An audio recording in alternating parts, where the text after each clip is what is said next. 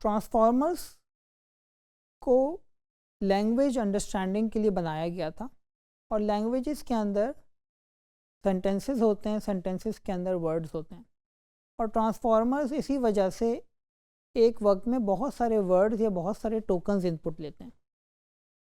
लेकिन ट्रांसफॉर्मर के अंदर जो self attention, specially multi headed self attention का जो कॉन्सेप्ट है, उससे ट्रांसफॉर्मर कॉम्प्लेक्स रिलेशनशिप को अंडरस्टैंड बहुत अच्छी तरीके से कर सकते हैं। क्या हम ये पावर ट्रांसफार्मर का इमेजेस के लिए भी यूज़ कर सकते हैं? अगर हम इमेजेस के लिए यूज़ करने की कोशिश करें तो इमेजेस के अंदर वर्ड्स नहीं होते, इमेजेस के अंदर टोकन्स नहीं होते, इमेजेस के अंदर पिक्सल्स होते हैं। तो अब इमेजेस के लिए ट्रांसफार्मर कैसे अप्लाई होंगे? सो इमेजेस के लिए ट्रांसफार्मर्स को अप्लाई करने के लिए बजाय इसके कि ट्रांसफार्मर का आर्किटेक्चर में कोई सिग्निफिकेंट चेंज किया जाता, इमेजेस को टोकन्स में कन्वर्ट कर दिया गया। यानी इमेजेस को बहुत सारे पैचेस में हम डिवाइड कर सकते हैं, और हर पैच को हम एक टोकन कह देंगे या एक वर्ड कह देंगे। यानी वर्ड की जगह यहाँ पे इमेज पैचेस आ जाएंगे। तो मिसाल के तौर पे एक इमेज आपको अवेलेबल है, आप उसको 3x3 की ग्रिड में डिवाइड कर दें तो आपके पास 9 पैचेस आ जाएंगे। अगर आप उस इमेज को 10x10 की ग्रिड में डिवाइड कर देते हैं तो आपके पास 10 × 10 100 पैचेस आ जाएंगे। तो हम कोई भी इमेज लेके उसको एक स्पेसिफिक ग्रिड में डिवाइड करते हैं तो हमारे पास बहुत सारे पैचेस आ सकते हैं। और ये पैचेस अब उसी तरह से, चूँकि ये पैचेस भी नंबर फॉर्म में ही होंगे, यानी मिसाल के तौर पर आपने एक इमेज लिया, उसको कुछ कॉन्वोल्यूशनल न्यूरल नेटवर्क से गुजारा तो फीचर स्पेस में चला गया, और फिर उन फीचर वेक्टर्स को आपने हर पैच के लिए अलग अलग फीचर वेक्टर काट लिया और उस फीचर वेक्टर को as a input sequence of words या टोकन्स आपने ट्रांसफार्मर को दे दिया। इस तरह से इमेज के ऊपर भी ट्रांसफार्मर्स को यूज़ किया जा सकता है। इस तरह के आर्किटेक्चर को हम विजन ट्रांसफार्मर कहते हैं।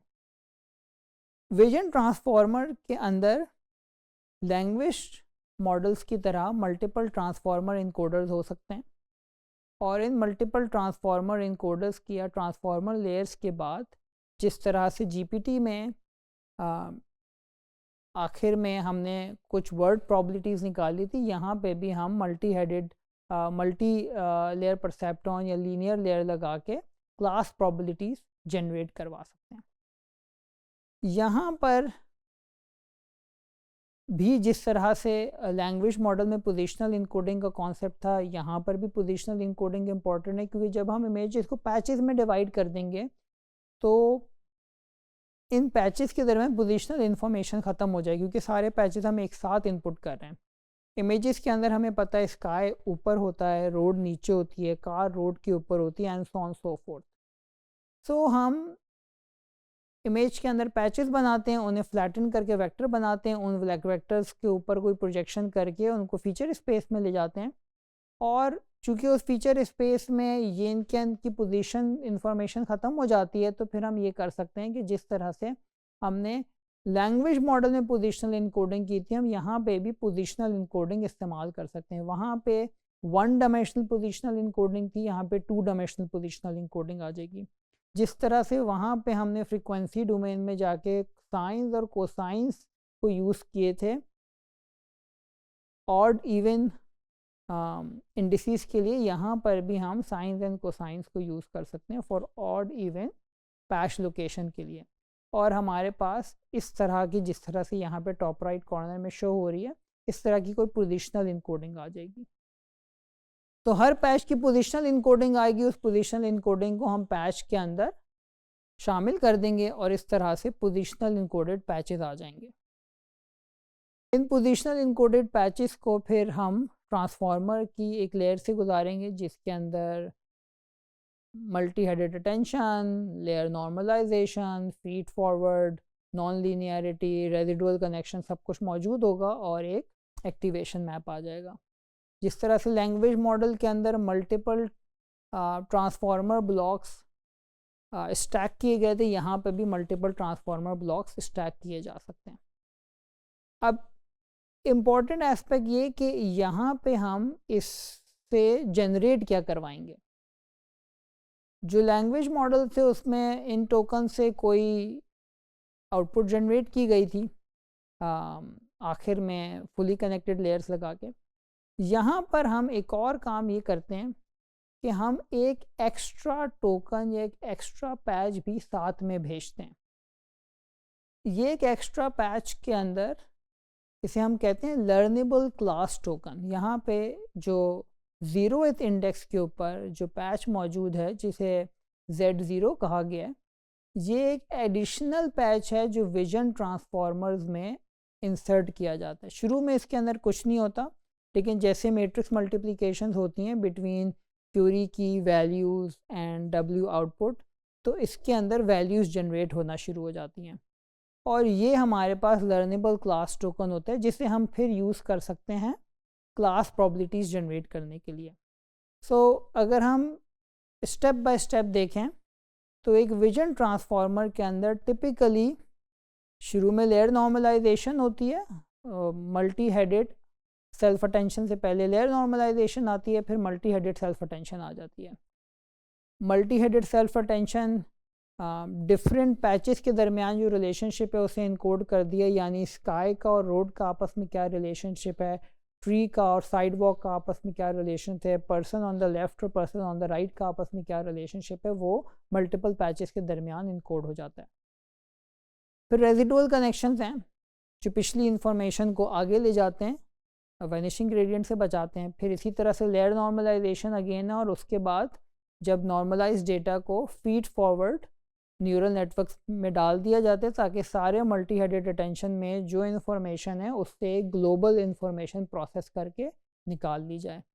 और then again residual connection apply कर दिया जाता है ताकि वैनिशिंग ग्रेडियंट को अवॉइड किया जा सके। और फाइनली एक फुली कनेक्टेड लेयर्स के बाद हम क्लास प्रॉपर्टीज़ जनरेट कर सकते हैं।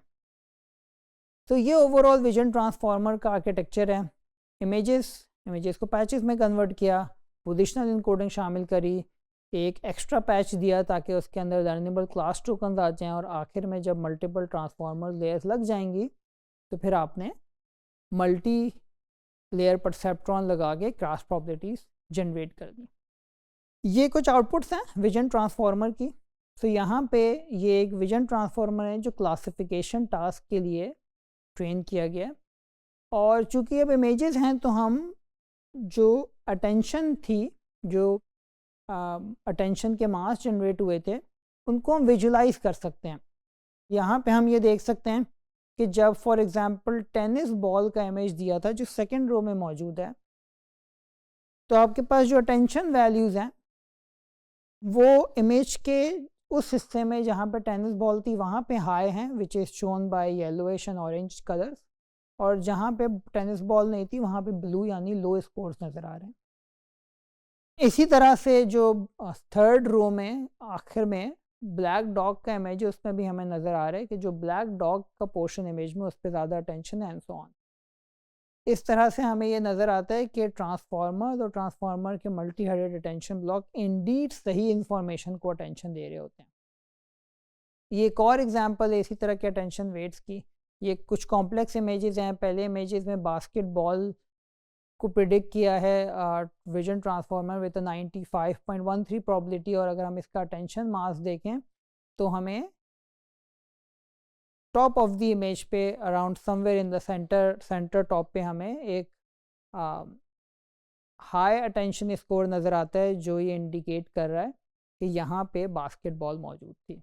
और यहाँ पे हम ये देख सकते हैं कि यहाँ पे कलर कोडिंग में रेड मींस लो प्रोबेबिलिटी और low attention score, and yellow and orange means high. इसी तरह से दूसरी एग्जांपल्स में भी जहाँ पे फॉर एग्जांपल एक इमेज है जिसके अंदर वेजिटेशन के अंदर टूकन बर्ड है, वहाँ पे भी वी कैन सी कि उसने क्लियरली टूकन बर्ड को हाई अटेंशन दी, बाकी जो इमेज की इंफॉर्मेशन थी उसे लो अटेंशन दी है।